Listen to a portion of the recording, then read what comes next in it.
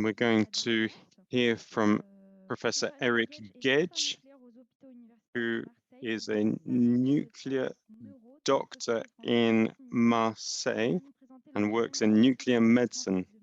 He's going to present the challenge from the French Nuclear Medicine Society with regard to Parkinson's. Thank you very much. I'm sorry not to be able to be with you. I couldn't be with you this afternoon. Yes, I am a professor in nuclear medicine at the University Hospital in Marseille, and I am responsible for this data challenge that is being carried out with the SFMN, the French Nuclear Medicine Society, together with the Health Data Hub, and I am responsible for cerebral pathologies within this. And so Health Data Hub are supporting us with this project from beginning to end and helping us with practical and ethical issues. And I'd like to include my colleague Florent Cachon from Clermont-Ferrand, who's also been worked a lot on this project, and also Emmanuel, who is our project manager. So I'm just going to, in 6 minutes, trying to present the data challenge issue that we're trying to handle, but perhaps more broadly, our activities, and talk about imaging markers and how all of that can be brought together in this data challenge. So the definition of our specialization has just been described and defined more clearly. It's the activity of nuclear medicine. It consists of the use in diagnosis or therapy of a radiopharmaceutical or an active implantable medical device in unsealed sources emitting ionizing radiation administered to the patient, including the use of a single photon emission computed tomography or position or emission tomography. So this includes a whole range of tools, including 7,000 examinations carried out every year, with a significant increase over the last 10 years in terms of numbers of exams. So first of all, I'm going to try to explain the medical issue and what's driving us from a medical perspective. But taking part in this kind of project, of course, the central issue of medical imaging is to identify markers at an early stage, if possible, in order to improve initial diagnosis so that we can handle and treat diseases more easily, for example, neurodegenerative diseases or cancers. But also we want to be able to improve treatments so that we can apply the most adequate type of treatment and also evaluate treatment. We don't want to maintain side effects that are not worth having if we're not getting the benefit. And of course, there's a medical and economic aspect that's clearly here. So we are talking here about this development towards personalized medicine. Nuclear imaging works at a biological and molecular level, and it's has an important role, a key role in this personalized medicine. First of all, because there are molecular changes precede morphological ones. So we can give, for example, the lymphoma here and Hodgkin's disease, with the possibility of predicting the effectiveness of chemotherapy from the very first session of treatment, even though the patient is going to have morphological lesions for a long period. You can see an example here that's very clear, and you can see lesions above and below the diaphragm, and then there's an initial treatment, and there are still lesions, but we can see from the very first session that there is an effective treatment going on. Another example for neurodegenerative diseases, and that's what our data challenge is going to be focused on. You have here an image of the brain dopaminergic loss with Parkinson's, with 50% of neuron loss, which can be identified from the first symptoms of Parkinson's. Of course, Parkinson's is a very frequent disease. It's the second neurodegenerative disease after Alzheimer's. And there is, if we don't use imaging markers, we have about 30% of errors in diagnosis if we work with autopsy information. And so this molecular approach improves the evaluation of multi-lesional diseases, for example, cancer, where we have different profiles for different individuals, which show the therapeutic differences for each lesion of each patient. And if we can also combine these markers with specific therapies. So an example here is the example of the handling of Alzheimer's with type of imaging that we combine with the particular specified treatment, and we can identify anomalies 20 years before the appearance of the first symptoms. I'm just going to show a video which shows us the number of years before symptoms appear, and we can start to show anomalies that are individual at the patient level.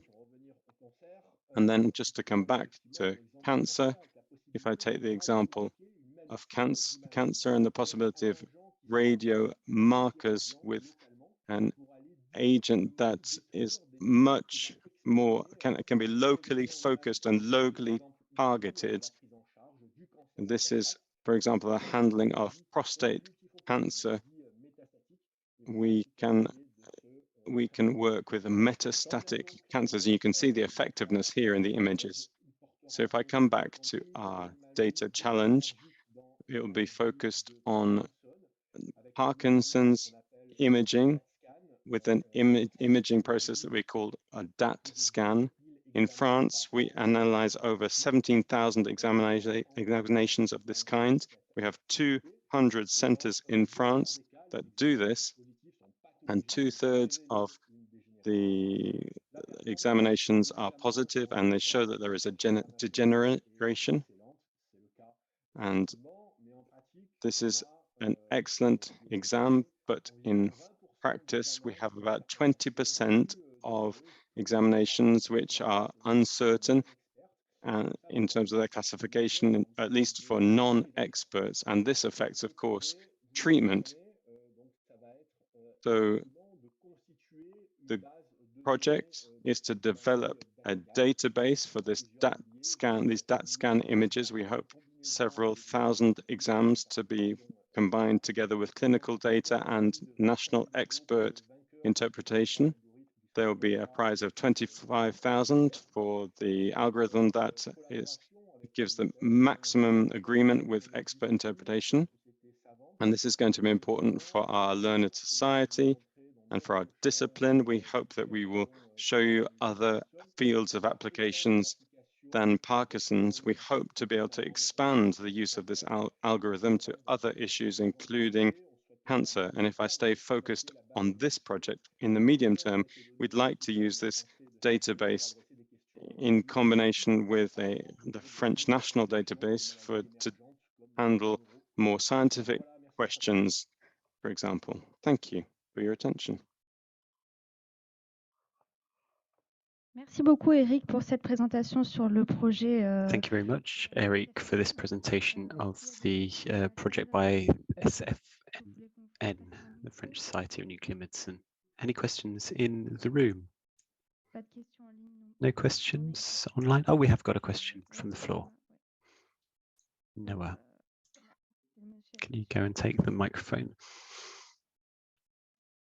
Good afternoon, thank you for this talk. When are you thinking of starting this challenge?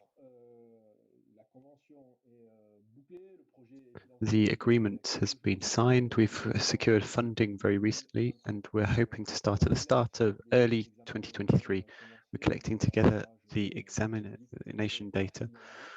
We've got a little bit of legal work to finalize, but we're aiming for the first quarter of 2023. Another question here. It's a very interesting presentation. Thank you very much. There are other brain pathologies that lead to a neurodegeneration, such as different types of palsies. Do your images enable us to differentiate between different types of pathology? The answer to that directly is no. It's not possible to make a differential diagnosis, but that is based on a visual interpretation that's very standardized, and publications have shown that AI approaches that bring together both the striatal dopamine activity and the other analyses around texture or asymmetry or gradients can differentiate between these different pathologies. This is no longer, this is exactly the type of question that we want to be able to address with this challenge. In my experience of Parkinsonian syndromes, these symptoms tend to appear after 60 or 70% neurodegeneration. You're starting with a 50% marker. Are you starting to see Parkinson's symptoms then? Yes, there's a fairly good agreement in the literature around this point. The tracer that we're proposing, which is around the dopamine transporter system, it requires you to have at least 50% damage. It's the neurocapture transporter, which we talk about, which won't be influenced by post-diagnostic medications. Thank you very much. We've got a question from our online audience. It says the project consists of collecting data and diagnosing Parkinson's, or is it just about developing a diagnostic algorithm?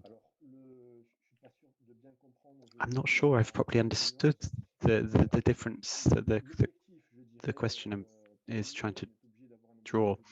The initial objective is very reasonable, which is to provide a diagnostic aid, both in terms of positive diagnosis and negative. Negative diagnosis excludes degenerescence and Parkinson's disease. But as